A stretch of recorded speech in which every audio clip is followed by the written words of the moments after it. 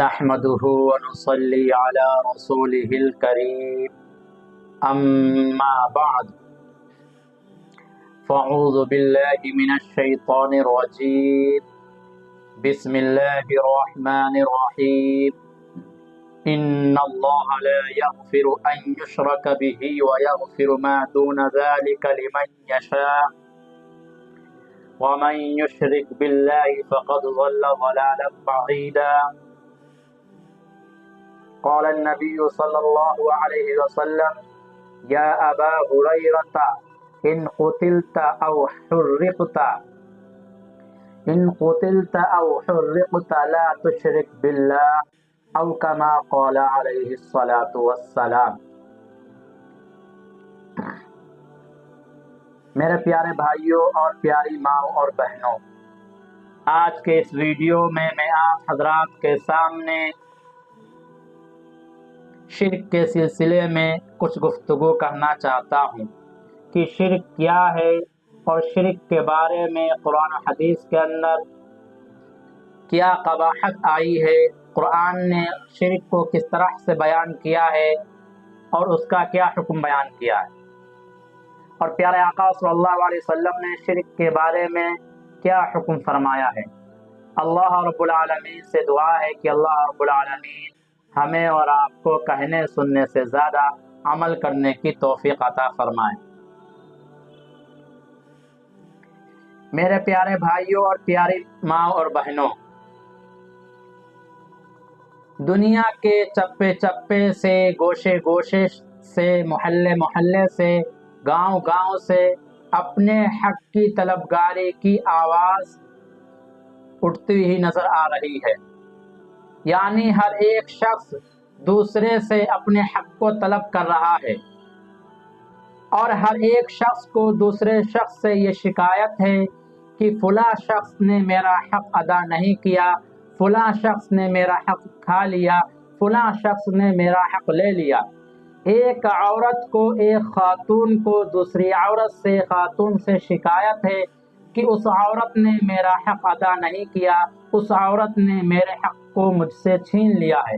ایک دوست کو اپنے دوست سے، ایک رشتہ دار کو اپنے رشتہ دار سے یہی شکایت ہے کہ اس نے میرا حق لے لیا، اس نے میرا حق نہیں دیا۔ چنانچہ والدین کو شکایت ہے اپنی اولاد سے کہ ان کی اولاد ان کی اطاعت و فرما برداری نہیں کر رہی ہے، ان کا کہنا نہیں مان رہی ہے، اور اولاد کو بھی اپنے والدین سے شکایت ہے کہ میرے والدین میرے حقوق کو ادا نہیں کر رہے ہیں۔ اسی طرح سے ایک حاکم کو، بادشاہ کو اپنی سلطنت سے، اپنی رعایا سے یہ شکایت ہے کہ میری رعایا اور میری سلطنت میرا کہنا نہیں مان رہی ہے اور میرا حق ادا نہیں کر رہی ہے۔ اسی طرح سے سلطنت کے لوگ بھی اور رعایا بھی اپنے بادشاہ سے اور اپنے حاکم سے خوش نہیں ہیں، وہ بھی اپنے حق تلفی کا اظہار کر رہے ہیں کہ بادشاہ نے، حاکم نے میرے حق کو مجھ کو نہیں دیا، میرا حق کھا گیا۔ میرے پیارے بھائیوں، غور کرنے سے معلوم ہوتا ہے کہ ہر شخص اپنے حق کی آواز اٹھا رہا ہے اور ہر شخص اپنے حق کو حاصل کرنے کے لیے دوڑ دھوپ کر رہا ہے۔ لیکن میرے پیارے بھائیوں اور میری پیاری ماں اور بہنوں، کبھی ہم نے سوچا ہے آخر وہ ذات جو خالق الارض والسماوات ہے، کہ جس نے اس آسمان اور زمین کو بنایا ہے، جس نے چاند و سورج کو بنایا ہے، جس نے دن اور رات کو بنایا ہے، جس نے دن اور رات کو بنایا ہے، جس نے یہ ساری کائنات بنائی ہے، کیا اس ذات کا ہم پر کوئی حق نہیں ہے؟ وہ ذات جو دلوں کے بھید کو بھی جاننے والی ہے، وہ ذات جو تمہارے دل و دماغ میں خیالات آتے ہیں ان خیالات کو بھی جاننے والی ہے۔ دنیا کا یہ تمام کارخانہ جس ذات کے سامنے ہے، جس ذات کی اس تمام کائنات پر حکومت ہے، سلطنت ہے، کیا کبھی ہم نے غور کیا ہے کہ اس اللہ رب العالمین کا، احکم الحاکمین کا ہمارے اوپر کیا حق ہے؟ کیا اللہ رب العالمین ہم سے اپنے حقوق کا مطالبہ نہیں کر رہا ہے؟ کیا پروردگار ہم سے اپنا حق نہیں مانگ رہا ہے؟ क्या कभी हमने इस बात की तरफ गौर किया है? क्या कभी हमने इस बात की तरफ ध्यान दिया है? अल्लाह के वो हुकूक जो हमारे ऊपर आयद होते थे, अल्लाह के वो फराइज जो हमारे ऊपर फर्ज थे, हमने उनको कितना अदा किया? हमने उसके हुकूक को कितना अदा किया? क्या कभी हमने इस बात पर गौर किया है? क्या कभी हमने इस बात पर ध्यान दिया है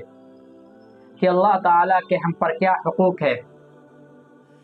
हालांकि अल्लाह ही ने तुमको पैदा किया, अल्लाह ही ने तुम्हारे माँ बाप को पैदा किया, अल्लाह ही तुमको औलाद अता करता है, अल्लाह ही तुमको रिस्क देता है, अल्लाह ही तुम्हारी रोजी में बरकत देता है, अल्लाह ही तुम्हारी परेशानियों को और मुश्किलों को दूर करता है, अल्लाह ही तुम्हारी मुश्किलों को आसान करता है, अल्लाह ही तुम्हें बीमारियों से शिफा देता है, अल्लाह ही तुम पर अपने इनामात करता है, अल्लाह ही तुम पर तरह तरह से एहसानात करता है। आखिर वो अल्लाह जिसके इतने एहसानात हैं, जिसके अंदर इतनी सिफात हैं, क्या हमने कभी सोचा है कि उस अल्लाह का हमारे ऊपर क्या हक है?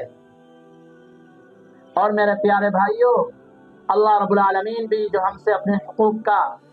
मुतालबा करते हैं और अल्लाह का जो हक हम पर है, उसमें अल्लाह का कोई भी फायदा नहीं है, बल्कि उसमें हमारा खुद फायदा है, हमारी जात का फायदा है। अल्लाह रब्बुल आलमीन हमसे क्या मुतालबा करते हैं? अल्लाह रब्बुल आलमीन कलमा तय्यबा के अंदर क्या कहा जाता है? अल्लाह रब्बुल आलमीन हमसे इस बात का मुतालबा करते हैं कि ए मेरे बंदो, ए मेरी बंदियों, मेरे साथ कभी भी किसी को शरीक ना ठहराना, यानी जो मेरा हक है वो किसी दूसरे को ना देना। यानी जो चीजें, शिर्क किसको कहते हैं? जो काम, जो चीजें अल्लाह से मांगनी चाहिए थी, या जिन कामों की उम्मीद सिर्फ अल्लाह रब्बुल आलमीन से होती है, उन कामों को, उन चीजों को किसी गैर से मांगना, उसको शिर्क कहा जाता है। अभी आपके सामने बात और तो वाज़ेह हो जाएगी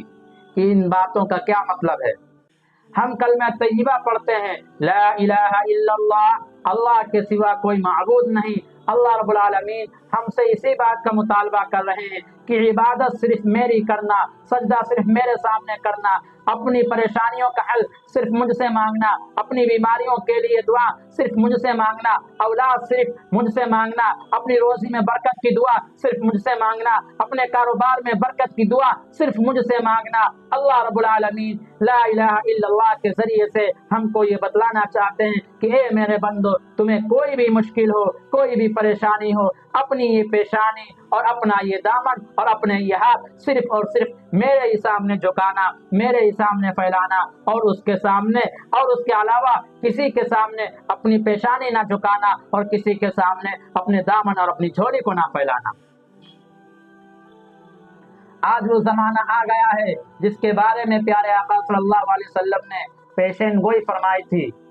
क्या फरमाया कि एक जमाना आएगा, लोग शिर्क भी करेंगे और उनको मालूम भी नहीं होगा कि वो अल्लाह के साथ किसी को शरीक करार दे रहे हैं।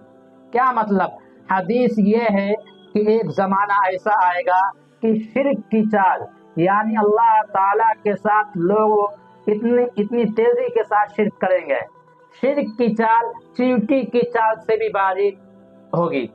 क्या मतलब? हमारी गली से, हमारे मोहल्ले से कोई गाड़ी गुजरे, कोई बस गुजरे, कोई टेम्पो गुजरे, कोई ऑटो गुजरे, कोई रिक्शा गुजरे, या हमारे पास से कोई आदमी, मर्द, औरत गुजरे, तो हमको मालूम हो जाता है कि कोई बाइक जा रही है, कोई साइकिल जा रही है, कोई रिक्शा जा रहा है, या कोई मर्द जा रहा है, या कोई औरत जा रही है, हमको ये मालूम हो जाता है। लेकिन चींटी अगर हमारे पास से गुजर जाए तो हमको पता नहीं चलता है। यहाँ तक कि अगर वो हमारे ऊपर भी चढ़ जाए, जब तक के चेहरे पे ना आ जाए या बिल्कुल बदन पर ना आ जाए, हमको एहसास नहीं होता है। अगर वो हमारे कपड़े पर हो तो हमको एहसास भी नहीं होता है। तो अल्लाह के रसूल ने फरमाया था कि शिर्क की चाल ऐसी हो जाएगी, यानी लोग शिर्क को इस तरह से करेंगे कि उनको पता भी नहीं चलेगा वो शिर्क कर रहे हैं। आइए हम इस बात को और तफसील से समझाते हैं कि आज हमारे ईमान वालों का हाल देखिए, आज हमारी माँ और बहनों का हाल देखिए, जो अल्लाह वालों के नाम पर, जो बुजुर्गों के नाम पर शिर्क कर रहे हैं, उनके सामने अपनी पेशानी को झुका रहे हैं, उनके सामने सजदा कर रहे हैं और उनको ये एहसास भी नहीं होता कि वो शिर्क कर रहे हैं। आज हमारी माएँ और बहनें कितनी हैं जो मज़ारों पे जाकर, जो कब्रों पर जाकर गैरुल्लाह से अपनी मुरादें मांगती हैं, अपनी मन्नतें मांगती हैं, औलाद मांगती हैं, अपने शौहर के कारोबार में बरकत की दुआ मांगती हैं, और उनको ये एहसास भी नहीं होता है वो शिर्क कर रहे हैं, इसलिए वो शिर्क कर रही हैं, इसलिए कि शैतान ने उनको बहका रखा है कि तुम उनसे नहीं मांग रही हो, अल्लाह से तुम मांग रही हो। अल्लाह ने उनको इसका इख्तियार दिया है। मेरे भाइयों और मेरी माँ और बहनों, याद रखिए, अल्लाह ने किसी को भी औलाद देने का या औलाद ना देने का हक नहीं दिया है। अल्लाह ने किसी को कारोबार में बरकत करने का किसी को हक नहीं दिया है कि वो किसी के कारोबार में बरकत करे या किसी के कारोबार से बरकत छीन ले। अल्लाह ने ये किसी को भी हक नहीं दिया है। चुनांचे शैतान ने ऐसी साजिश रची और ऐसा माहौल बनाया कि वो मज़ारों पे जाके लोग गैरुल्लाह के सामने अपनी परेशानियों को रख रहे हैं, अपने मसाइल को रख रहे हैं, और उनको एहसास भी नहीं हो रहा कि वो शिर्क कर रहे हैं। क्या मतलब ये है कि औलाद देने का हक सिर्फ अल्लाह का है। आज अगर किसी की शादी हो जाए, किसी का निकाह हो जाए, 2 साल या 3 साल बच्चा ना हो, तो लोग, अगर किसी को कोई बीमारी है उसकी बात अलग है, अगर कोई लड़का लड़की ठीक है फिर भी अगर औलाद नहीं हो रही है तो लोग क्या कहते हैं, जाओ फुला बुजुर्ग की मज़ार पर चले जाओ, फुला बुजुर्ग की, फुला अल्लाह वाले की कब्र पर चले जाओ, वहाँ तुम जाके दुआ मांगो, उनसे मांगो या उनसे ये कहो कि अल्लाह से दुआ करें, फिर देखो तुम्हारे यहाँ औलाद ही औलाद होगी, तुम्हारे यहाँ लड़का ही लड़का होगा। और हालांकि कुरान क्या कहता है? कुरान कहता है लिल्लाहि मुल्कुस समावाति वल अर्द यखलुकु मा यशा यहबु लिमन यशाउ इनासा व यहबु लिमन यशाउ ज़ुकुर व यजअलु मन यशाउ अक़ीमा। अल्लाह ही की हुकूमत है आसमान और ज़मीन के लिए, और अल्लाह ही की सल्तनत है और अल्लाह ही की कुदरत है आसमान और ज़मीन के ऊपर। वो जो चाहे पैदा करता है, वो जिसको चाहता है लड़के ही लड़के देता है, वो जिसको चाहता है लड़कियां ही लड़कियां देता है, वो जिसको चाहता है लड़के और लड़कियां दोनों देता है, और वो जिसको चाहता है बांझ बना देता है, उसको कोई भी औलाद नहीं देता है। अल्लाह ताला ये कह रहे हैं कि औलाद देने का हक या ना देने का हक, औलाद देने का पावर या औलाद देने या ना देने का पावर मेरे हाथ में है। मैं जिसको चाहूंगा औलाद से नवाज दूंगा, मैं जिसको चाहूंगा औलाद से नहीं नवाज दूंगा। अब हम क्या करते हैं, हमारी माँ और बहनें क्या करती हैं, अगर औलाद नहीं हो रही है फौरन किसी अल्लाह वाले की कब्र पर, किसी बुजुर्ग की कब्र पर पहुंच गई हैं और दामन फैलाने लगी हैं और झोली फैलाने लगी हैं और अपने हाथ को फैलाने लगी हैं, ए फुला बाबा, ए अल्लाह वाले, मुझको एक बेटा दे दे, मुझको कोई औलाद दे दे। तो अल्लाह वालों के नाम पर यह शिर्क चल रहा है, अल्लाह वालों की मोहब्बत में शिर्क चल रहा है। अगर हमने जाने अनजाने में कभी किसी मज़ार पर जाकर इस तरह की कोई हरकत की है तो हमें अल्लाह से तौबा करना चाहिए, और ये बात याद रखना चाहिए, औलाद हो तब भी ना हो तब भी इसमें किसी बुजुर्ग का दखल नहीं है। औलाद देने का हक या ना देने का हक सिर्फ और सिर्फ अल्लाह के पास है। अगर कोई शख्स ये कहता है कि फला मज़ार पर चले जाओ, वहाँ तुम जाओगे और दुआ मांगोगे, अल्लाह तुमको जरूर औलाद देगा, तो ये समझ लो वो शिर्क की भट्टी में तुमको डाल रहा है और ऐसे गुनाह में मुब्तला कर रहा है कि जिस गुनाह को कभी माफ नहीं किया जाएगा।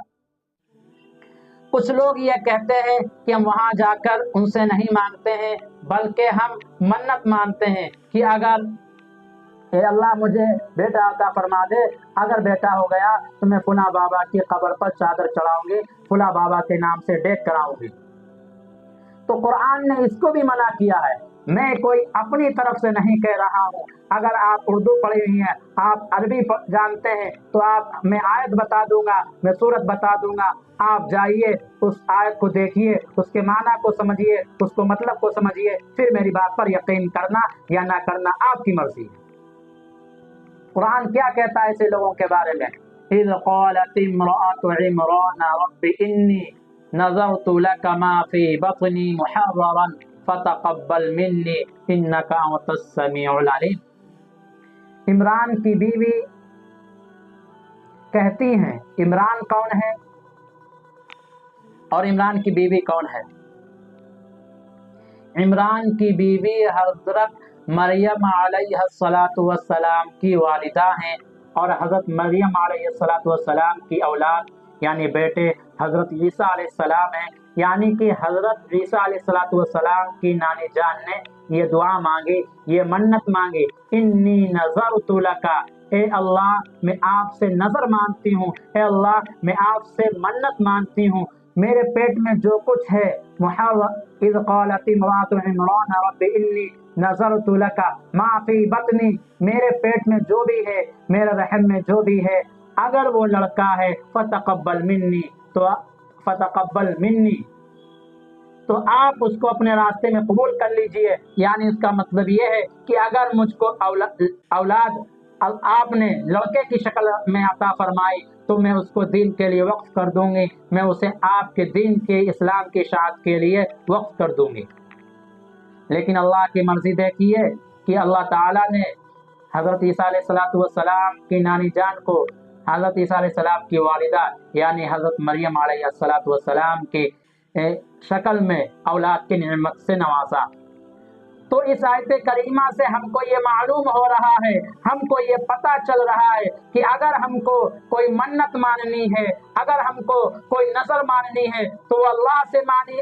سے مانگی جائے گی اور اللہ کے لیے مانگی جائے گی۔ مثال کے طور پر اگر کسی لڑکی کا نکاح نہیں ہو رہا ہے، وہ جوان ہو گئی ہے، اب وہ یہ چاہتی ہے اس کا یہ نکاح ہو جائے جلد از جلد، تو اس کو چاہیے وہ اس طرح سے منت مانے کہ اے اللہ میرا جلد از جلد نکاح فرما دیجئے، میرے لیے ایک بہترین رشتے کا انتظام فرما دیجئے، یا اللہ میں 1000 نفل نماز پڑھوں گی، یا میں 100 روزے رکھوں گی، یا میں 10 غریب آدمیوں کو لوگوں کو کھانا کھلاؤں گی۔ تو یہاں پر جو نماز پڑھی جا رہی ہے یا جو روزے رکھے جا رہے ہیں یا جو غریبوں کو کھانا کھلایا جا رہا ہے، یہ صرف اور صرف اللہ کی عبادت ہے۔ نماز پڑھنا اللہ کی عبادت ہے، روزہ رکھنا اللہ کی عبادت ہے، غریبوں کو کھانا کھلانا بھی اللہ کی عبادت ہے۔ جس طرح سے حضرت عمران کی بیوی نے حضرت عیسیٰ علیہ السلام کی نانی جان نے جس طرح سے منت مانگی اسی طرح سے منت مانی جائے گی۔ لیکن اگر کوئی خاتون یہ کہتی ہے کہ اگر مجھ کو بیٹا ہو گیا یا میرے بیٹے کا کاروبار چل گیا یا میرے بیٹے کی نوکری لگ گئی یا میرے بیٹے کو اچھی جاب مل گئی تو میں فلاں بابا کی مزار پر جا کر چادر چڑھاؤں گی، میں ان کے نام سے کھانا کھلاؤں گی، تو یاد رکھیے یہ شرک ہے، اللہ رب العالمین اس کو کبھی بھی معاف نہیں فرمائیں گے۔ تو میرے پیارے بھائیوں اور میری پیاری ماں اور بہنوں، کہنے کا مقصد اور حاصل یہ ہے کہ اللہ کے ساتھ کسی کو شریک نہ ٹھہرائیے، اللہ کے ساتھ اللہ کے علاوہ کسی کے آگے اپنے سر کو نہ جھکائیے، اللہ کے علاوہ کسی سے منت نہ مانگیے۔ اللہ رب العالمین سے دعا ہے کہ اللہ رب العالمین ہمیں اور آپ کو کہنے سننے سے زیادہ عمل کرنے کی توفیق عطا فرمائے۔ وآخر دعوانا الحمد للہ رب العالمین برحمتک یا ارحم الراحمین۔